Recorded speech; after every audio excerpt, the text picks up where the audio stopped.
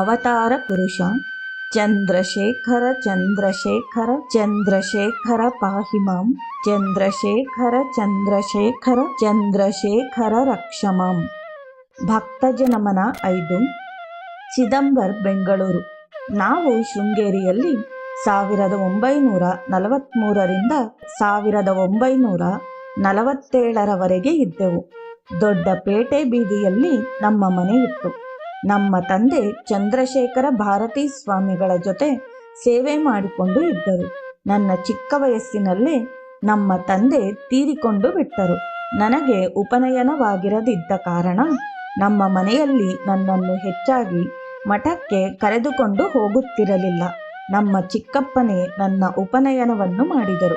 ಶಾರದಾಂಬಾ ದೇವಸ್ಥಾನದ ಪಕ್ಕದಲ್ಲಿರುವ ಬ್ರಹ್ಮದೇವರ ದೇವಸ್ಥಾನದ ಪೂಜೆಯನ್ನು ನಮ್ಮ ಮನೆಯವರೇ ಮಾಡುತ್ತಿದ್ದುದು. ನನಗೆ ಉಪನಯನವಾಗಿರಲಿಲ್ಲವಾದ್ದರಿಂದ ನಾನು ಅಲ್ಲಿ ಪೂಜೆ ಮಾಡಿಲ್ಲ. ಆದರೆ ವಾರಕ್ಕೊಮ್ಮೆ ದೇವಸ್ಥಾನಕ್ಕೆ ಹೋಗುತ್ತಿದ್ದೆ. ಗುರುಗಳ ದರ್ಶನ ಹೆಚ್ಚಾಗಿ ಸಿಗುತ್ತಿರಲಿಲ್ಲ. ಒಂದೆರಡು ಬಾರಿ ಅವರ ಮಾತನ್ನು ಕೇಳಿದ್ದೇನೆ. ಬಹಳ ಮೃದುವಾಗಿ ಮಾತನಾಡುತ್ತಿದ್ದರು. ಚಿದಂಬರವರ ಶ್ರೀಮತಿ, ಬೆಂಗಳೂರು. ನಮ್ಮ ತಾಯಿಯ ತವರು ಮನೆ ಶೃಂಗೇರಿ. ನಾವು ಚಿಕ್ಕ ವಯಸ್ಸಿನಲ್ಲಿ ಇದ್ದಾಗ ನಮ್ಮ ಸೋದರ ಮಾವ ನನ್ನನ್ನು ಅಮ್ಮನವರ ದರ್ಶನಕ್ಕೆ ಕರೆದುಕೊಂಡು ಹೋಗುತ್ತಿದ್ದರು. ಗುರುಗಳು ಹೊಳೆ ದಾಟಿ ದೋಣಿಲಿ ಬರುತ್ತಿದ್ದರು. ಈಗಿನ ಹಾಗೆ ಆ ಕಾಲದಲ್ಲಿ ಸೇತುವೆ ಇರಲಿಲ್ಲ.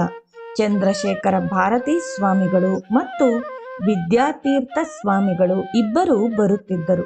ನವರಾತ್ರಿಯಲ್ಲಿ ಗಂಗೆ ಪೂಜೆ ಮಾಡುತ್ತಿದ್ದರು. ಚಂದ್ರಶೇಖರ ಭಾರತೀ ಸ್ವಾಮಿಗಳು ಮಾತನಾಡುತ್ತಿರಲಿಲ್ಲ. ಮಾತನಾಡಿಸಬೇಕೆನಿಸಿದರೆ ಅವರೇ ಮಾತನಾಡಿಸುತ್ತಿದ್ದರು. ಇಬ್ಬರು ಗುರುಗಳು ಚಂದ್ರಮೌಳೀಶ್ವರನ ಪೂಜೆಗೆ ಕೂರುತ್ತಿದ್ದರು. ಅದನ್ನು ನೋಡಲು 2 ಕಣ್ಣು ಸಾಲದು. ಶಂಕರ ಜಯಂತಿ ದಿವಸ ಗುರುಗಳು ವ್ಯಾಖ್ಯಾನ ಮಾಡುತ್ತಿದ್ದರು. ಮಳೆಗಾಲದಲ್ಲಿ ಗುರುಗಳು ಚಂದ್ರಮೌಳೀಶ್ವರನ ತೊಟ್ಟಿಯಲ್ಲಿ ಇರುತ್ತಿದ್ದರು. ನಮ್ಮನೆ ಪದ್ಧತಿಯಂತೆ ಮಡಿಯಲ್ಲಿ ನನ್ನನ್ನು ಮಠಕ್ಕೆ ಕರೆದುಕೊಂಡು ಹೋಗುತ್ತಿದ್ದರು. ಗುರುಗಳು ನಮ್ಮ ತಾಯಿಗೆ ಪ್ರಸಾದವಾಗಿ ಒಂದು ಗುಲಾಬಿ ಹೂವನ್ನು ಕೊಟ್ಟಿದ್ದರು. ಅದನ್ನು ನಮ್ಮ ತಾಯಿಯವರು ಅವರು ಬದುಕಿರುವವರೆಗೂ ದೇವರ ಮನೆಯಲ್ಲಿ ಇಟ್ಟು ಪೂಜೆ ಮಾಡುತ್ತಿದ್ದರು. ನಮ್ಮ ತಂದೆಯವರು ಕ್ಷೇತ್ರಪಾಲನ ದೇವಸ್ಥಾನದಲ್ಲಿ ಪೂಜೆ ಮಾಡುತ್ತಿದ್ದರು. ಹುಣ್ಣಿಮೆ ಪೂಜೆಯ ಸಲುವಾಗಿ ನಮ್ಮ ತಂದೆ ಗುರುಗಳೊಡನೆ ಚರ್ಚಿಸಲು ಹೋಗುತ್ತಿದ್ದರು. ಆಗ ನನ್ನನ್ನು ಕರೆದುಕೊಂಡು ಹೋಗುತ್ತಿದ್ದರು. ಗುರುಗಳು ಯಾವಾಗಲೂ ಕೇವಲ ಆಧ್ಯಾತ್ಮ ವಿಷಯಗಳ ಬಗ್ಗೆಯೇ ಮಾತನಾಡುತ್ತಿದ್ದರು. ನಾನು ಶಿವಮೊಗ್ಗದಲ್ಲಿ ಇಂಟರ್ಮೀಡಿಯೇಟ್ ಓದಿದೆ.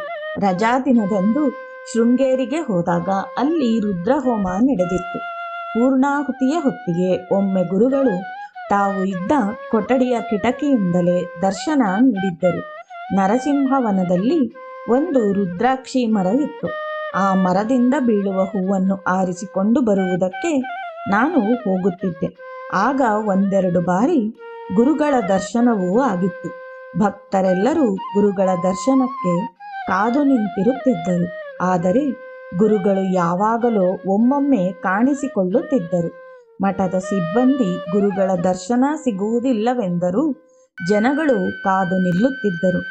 ನಾನು ಒಂದೆರಡು ಬಾರಿ ಗುರುಗಳು ಅಂತರ್ಮುಖರಾಗಿ ಅವಧೂತ ಸ್ಥಿತಿಯಲ್ಲಿ ಇರಬೇಕಾದರೂ ಅವರ ದರ್ಶನವನ್ನು ಮಾಡಿದ್ದೂ ಉಂಟು. ಚಂದ್ರಶೇಖರ ಭಾರತೀ ಸ್ವಾಮಿಗಳನ್ನು ನೋಡಿದ ನಾವೇ ಭಾಗ್ಯವಂತರು.